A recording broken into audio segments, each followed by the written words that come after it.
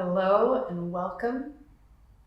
It's day 14, and today we're going to focus on twists.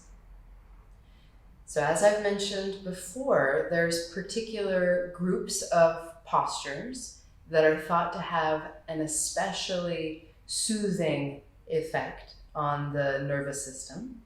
A group that we did earlier in our course were the forward bends. And today we're going to focus on twists, another group of postures thought to be often, especially calming.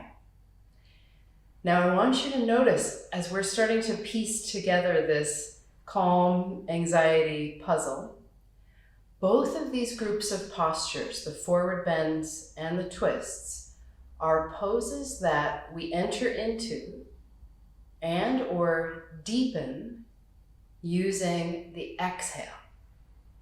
And the exhale is the phase of the breath associated with the relaxation response. So this is one way that things start to kind of stack to better and better support our emotional well-being. The posture and the breath come together to create something even more effective than either of them separately. At least that is my hypothesis that we will explore. In fact, we may even bring back in suspension from yesterday and see how that feels within a twist. Now, for today, it's going to be really good to gather some stuff around you to make a comfortable nest for some of these poses. So we'll start today's practice seated. And I don't know if you've noticed a way I like to sit is I'm up on a cushion. If you don't have a yoga bolster, any firm cushion or even just a folded blanket will be fine.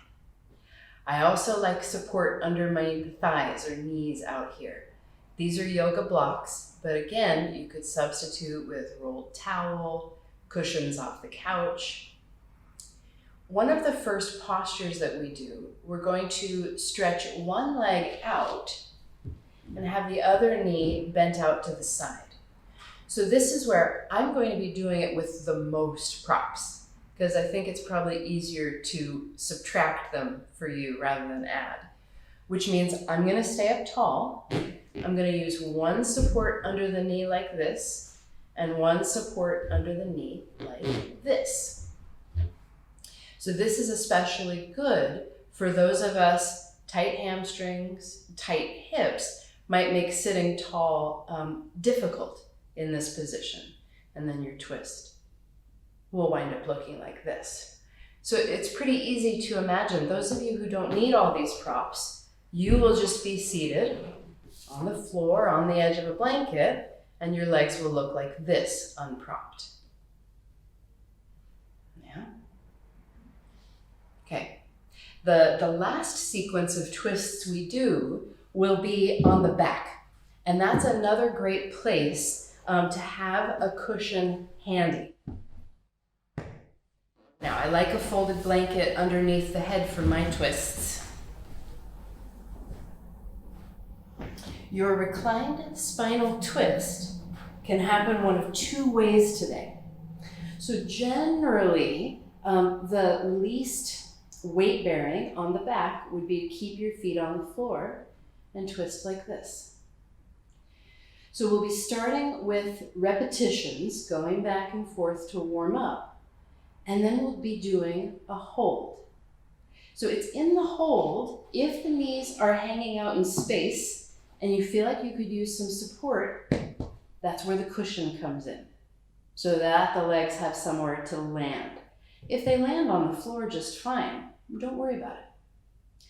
Now, those of you who wish to have a little more vigorous of a twist today, you could also do it with your feet off of the floor.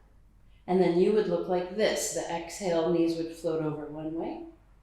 The inhale brings you back, and the exhale floats you over. In the repetitions, don't set yourself down all the way. Just float, hover. But when we come into the hold, same deal. You could offer yourself a bolster as a landing pad, so you would look like this. Unless if you very easily make it down to the floor, well, great. Then you can use the floor for your landing pad. So those are some things to keep in mind. I'm always going to demonstrate with the most support and the most props. You subtract as needed. All right, I'll see you in the practice video.